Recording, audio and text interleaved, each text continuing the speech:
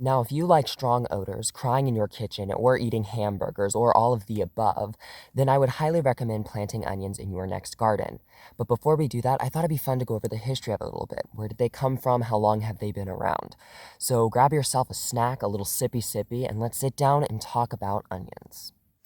Now, the first thing that we do know about onions is that they were actually classified in the genus Allium, alongside garlic, scallion, leeks, and chive.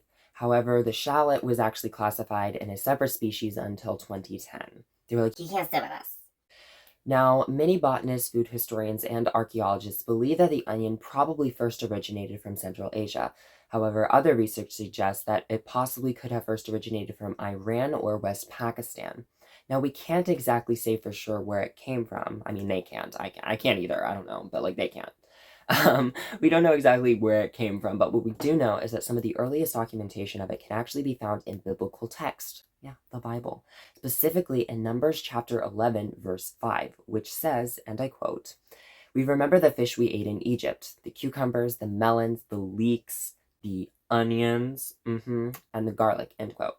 Now, for a little bit of context, this is when the children of Israel had escaped slavery from Egypt, and they were wandering through the desert with Moses, and they were complaining about having to eat manna, and they're like, I Remember all the fish and the onions we ate over there? now, later on in that chapter, there's a bunch of quail and then a whole plague that goes down. But what we do know is that they were coming out of Egypt from slavery, and apparently they were eating onions. So that leads us back to Egypt. What exactly were they up to over there with all those onions?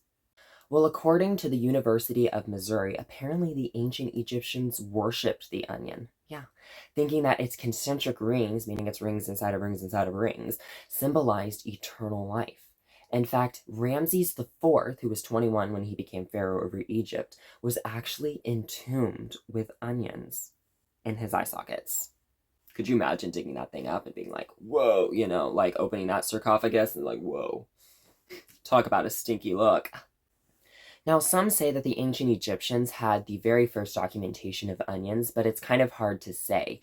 Either way, what we do know is that onions do have antiseptic and antibacterial compounds that many ancient cultures discovered and made very good use of.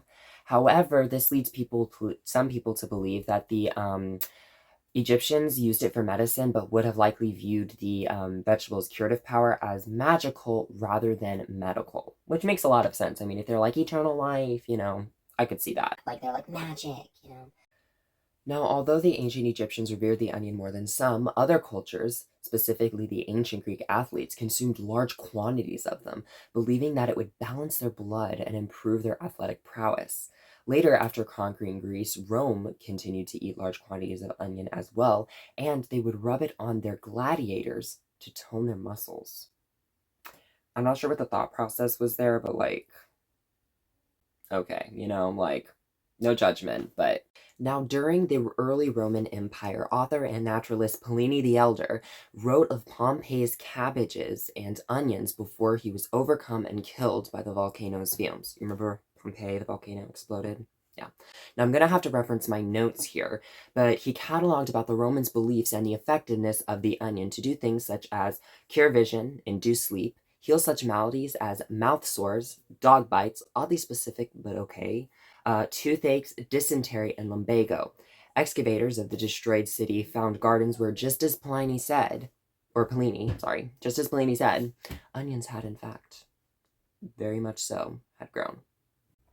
Now, this guy Apicius actually wrote one of the very first cookbooks, yeah, dating back to the 8th and 9th century AD. He like paved the way for Betty Crocker, you guys, like crazy. And his cookbook actually included many references to onions. So the very first cookbook called for onions. Wild.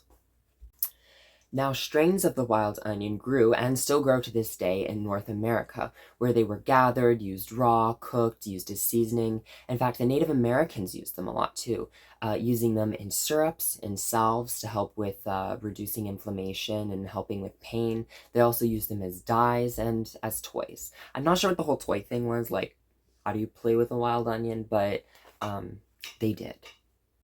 Even the Pilgrims brought onions with them on the Mayflower to be a garden crop. A popular commercial crop they were in England, it did not take the new settlers long to plant onions for market in New England. One bushel of onions was actually documented on a cargo list of a coaster on Long Island Sound in 1667, and more were documented on other vessels in 1718, headed as far away as Suriname and Barbados, which is over in South America.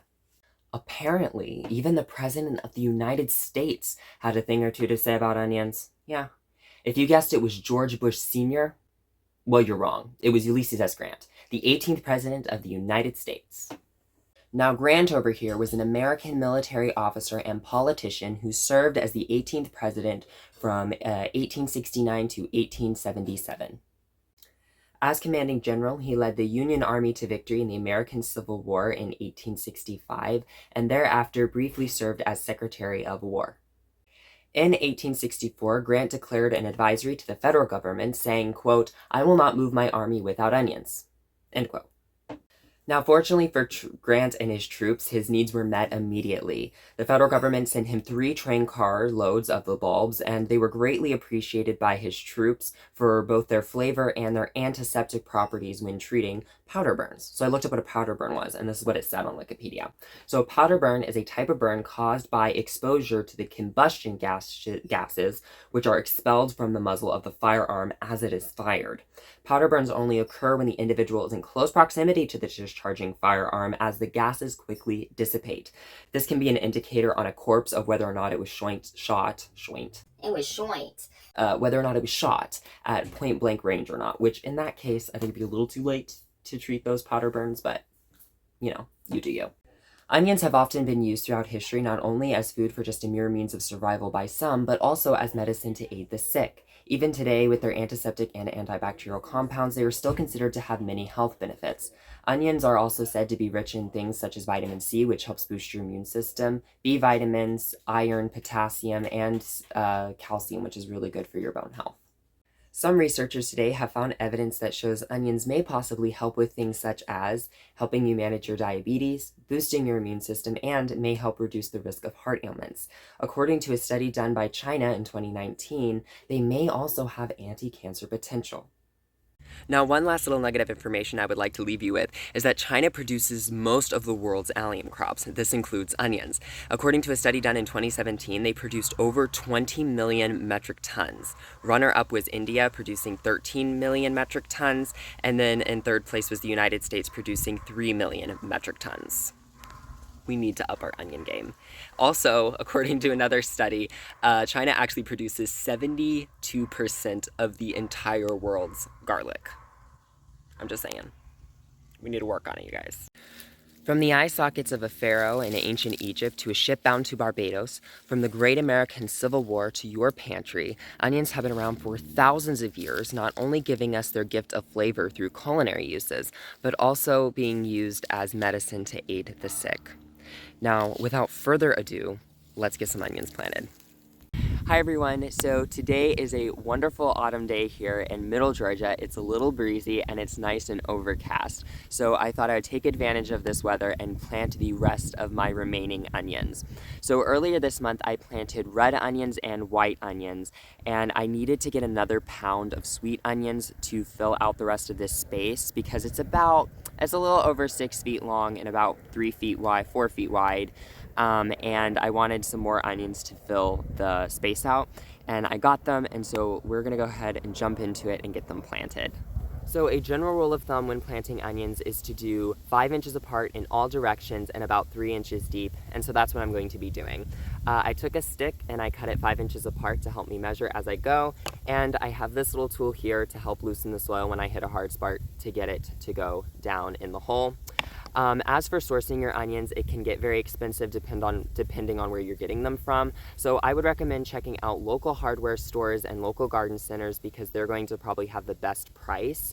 I got mine from Ace. I got 2 pounds at $1.99 a pound, and I got a total of 88 bulbs in this bag. So that was the best price that I could find compared to online and in local box stores. So I'm gonna go ahead and get these planted, so let's go.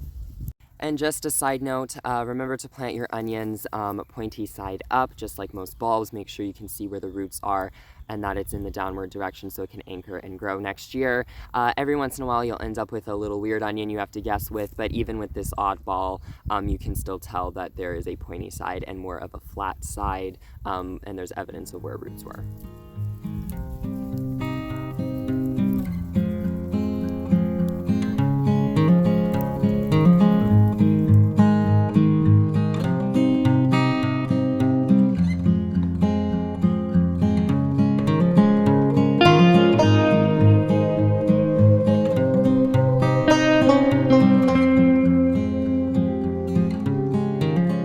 And that is it, you guys. They are all planted.